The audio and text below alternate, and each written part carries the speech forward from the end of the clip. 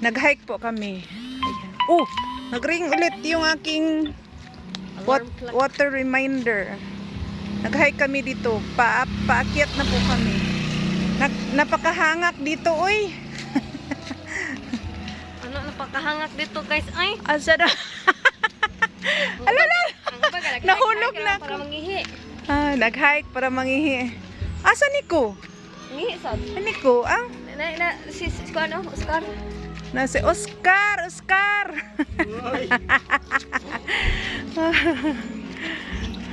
Ito pala yung isa, nagdala ng baon ng Mr. Chips. Ayan ako sa likod. Nag-hike tapos nagdala ng Mr. Chips. Ano ba yan? Ganda ng view dito.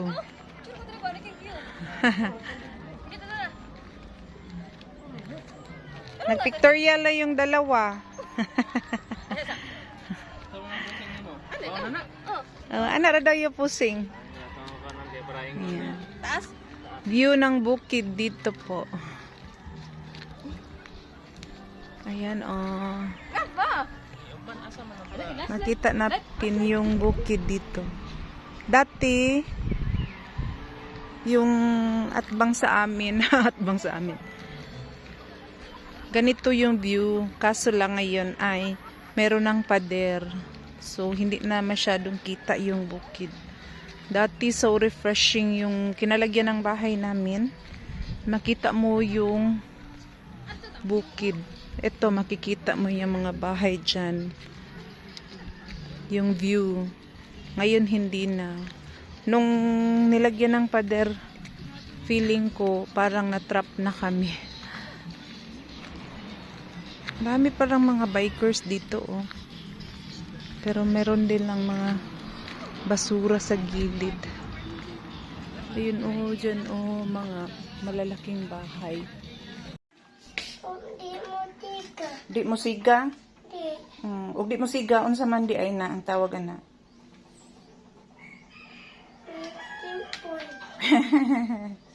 Ingan siya na blackout kuno. Brown out or blackout. Tara na, ayun, nagduwa ang vacuum. Asa man ta? Palit ay hindi. Asa man kwarta pala palit ice candy? Asa? Ako aman ang kwarta, halin na sa tindahan. Na, matiwas na nga to ang kuan, tagpiso laman gani ni atong halin. Na moron. Alo, dili na pwede, uy. Hala, tungtong pa na mahug ka na. Buak na ra ba na itong down. Palita apat. Ice pop pa, Jud. Na, kadaghan na ba ani atong paliton, uy? Mahuro to ilang tinda. Mahuro to ilang tinda, ga. Mahuro to na itong palit. Ice candy lang. Korta gani, ga iko. Break sa tas ato ang gibuhat ani di ay kay mapalit pa ta ice candy. Panit na ta item. Pila man ni sus di pa jud dawato ning pisuha kay kuan man bunaol man ning pisuha. Tanan. Dili ka igo oy, tag-utso ang ice candy. Na puya.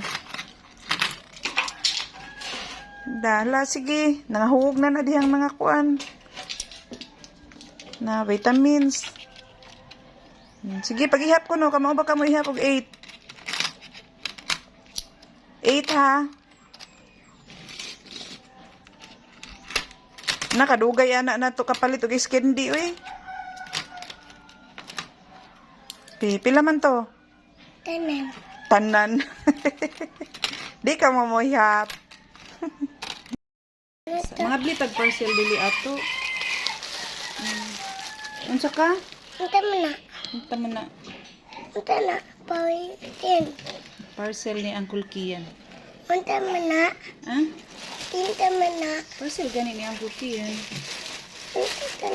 Ako hindi. Ito parcel lang.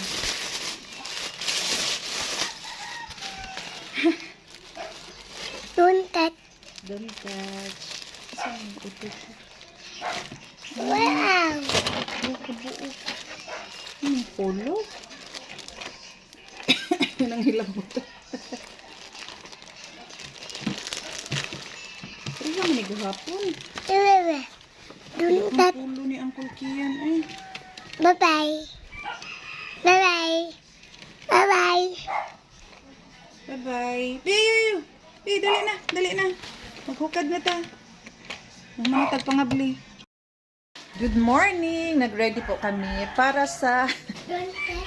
Don't Touch seminar po sa simbahan ngayon for confirmation. So, and yung papa namin ay nag-ready din para sa meeting ng aking third born sa school. So, ay, yung apo ko. Ha? So, nag-conflict po ang aming schedule ngayon. Yung anak ko may mga trainings, tapos may may seminar. Ako, so, kailangan namin i-sacrifice yung kanyang seminar for Kasili Response Team. So, next time na lang. Next time ulit yung training. Kasi meron, so Saturday na ang confirmation, diba ni mo na? Yep, next Saturday na po. So, Bakit ako mo ko? hala, ilak mong kwarto pa. Ay, tinawag ka ng mama mo, uy. Uwi ka muna. Tinawag ka ni mama. Duntat. Don't touch. Ayaw umuwi. Don't joke lang. Okay. Tinawag ka mama. Uwi ka muna, uwi ka. Bakit Ha? Gusto pa niya magpa-video. Sige na. Kay, lakad na kami. Duntat. Duntat ulit. Ako na. Oh, iyan. Okay. Tapos na kami mag-seminar. Dito kami sa Metro. Iyan ang aming mga candidates. Pareho silang dalawa. Para silang kambal. Oh, black and gray. Black and gray. Ha? Di mo? Di, uy. Balik ka dito for... Kukuha ako ng tubig dito. Sa likod. Ay, sorry.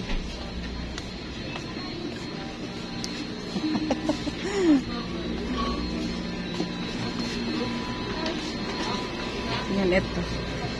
Nano na tubig para sa bag ko. And itong refresh na maliliit para kasya sa bag. Uy! Saan akong pushcart? Oh. So, ano sa imong paliton? Ano sa imo? Ha? What? Red Bull? No. It's a no. You choose that fits for you. Charot. Ha? Pocari? Pwede sa... Tara, Try. Lah. Ano yung price sa Pocari? Uy. Pocari, sa tang-agi, ani? Parang 24. Wala, dili na 24 anak ko eh. Pocari Sweat, 350.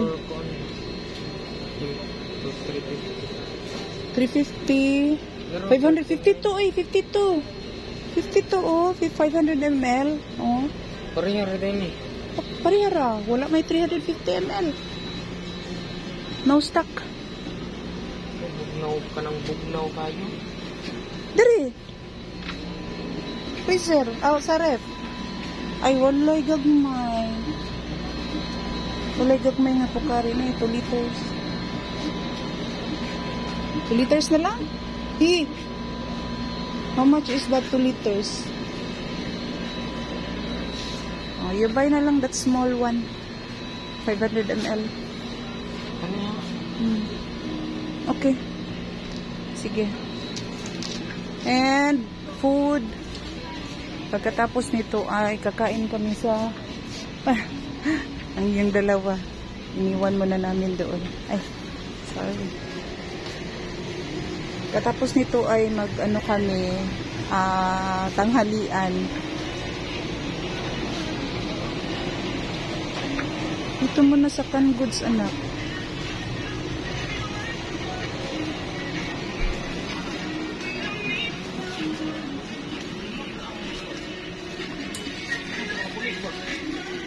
Malakas ang music dito eh.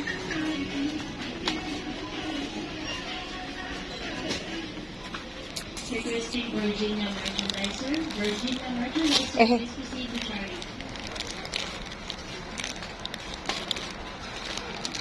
Wala namang kuan eh. Individual lang.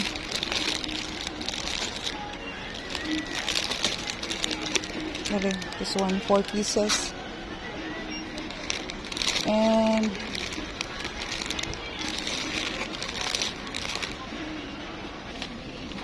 yan na lang muna. Pagdoon tayo sa mga biscuits. Biscuits.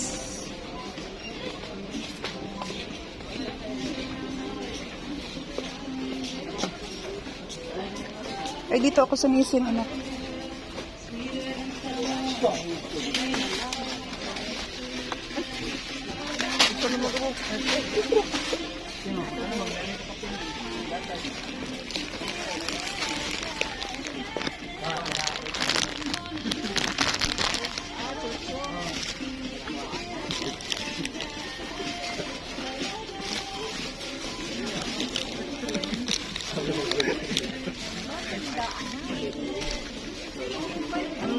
Ikaw? Ikaw? Bot eggnog. Dira o eggnog. Kanan ka? Ha? Biscuits.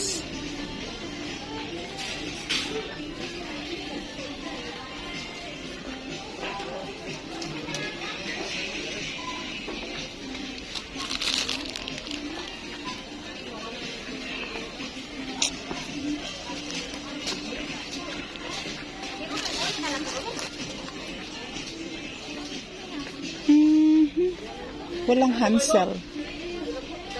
Hansel? Do you see any Hansel? Wala no. Walay pulos.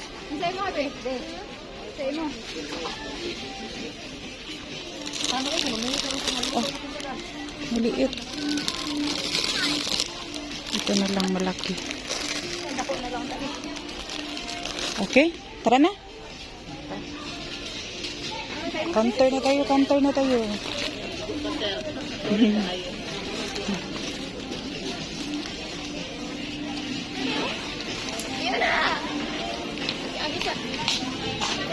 Ali na. So, bumalik kami ulit dito sa simbahan. It's already 12:26. So, alauna yung start ng kanilang confession. Yung anak ko reklamo ng reklamo kasi gusto na niyang umuwi kanina pa. Kasi nga, conflict yung mga schedules niya ngayon. Ngayon, umabsent siya sa training from CART. And then, training yun sa, sa health, sa response, kapag merong mga konting mga aksidente sa school. So, sila yung mga volunteers. And, kanina naabutan pa niya yung clean-up drive kasi 6 to 8 yung clean-up drive. So, nalit kami ng konti. Buti na lang pagdating namin dito ay nag-check pa ng mga attendance ng mga kukumpirmahanan and sponsors.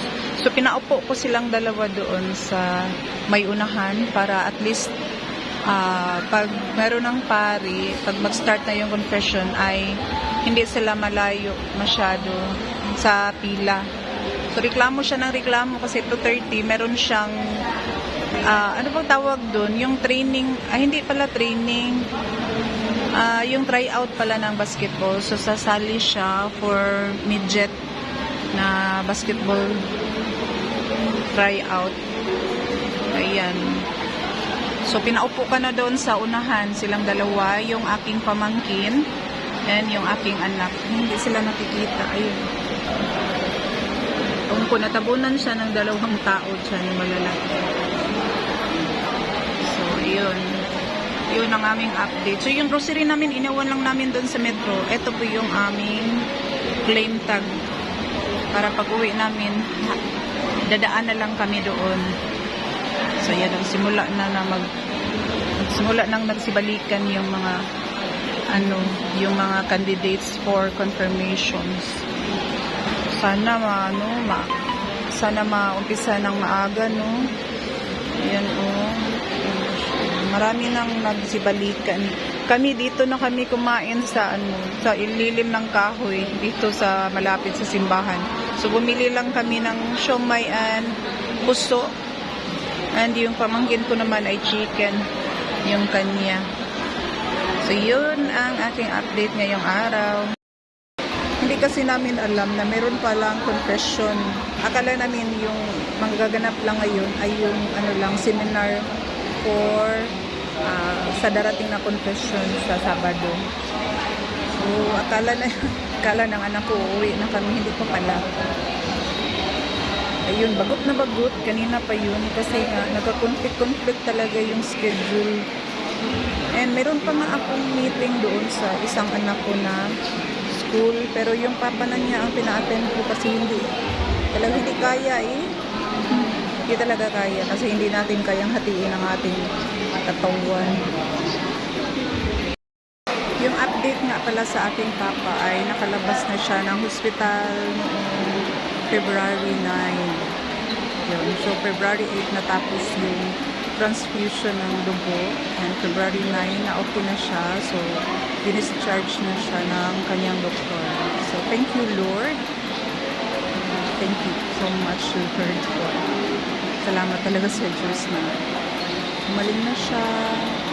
And hindi ako nag-vlog nung day na na-discharge siya kasi nga maraming inasikaso.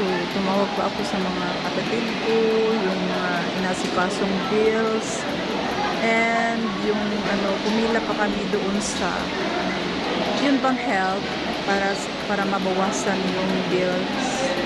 So yun, pumila pa kami, and then yung time ay medyo konti na lang, 2 oras na lang mag-close yung office na hinga namin ng tulong para mabawasan yung bills. Kaya tawag ako ng tawag dun sa mga kapatid ko kasi kung minsan hindi sila coordinated. Minsan yung isa tatawag pa sa akin, sasabihin na, ate, tulungan mo ako, tawagan mo si yung isang kapatid ko kasi hindi ko makontak. Kailangan namin siya para may motor kasi yung isang kapatid ko, so easy lang para sa kanya ang dumating doon sa office ng help, yung may mga help desk.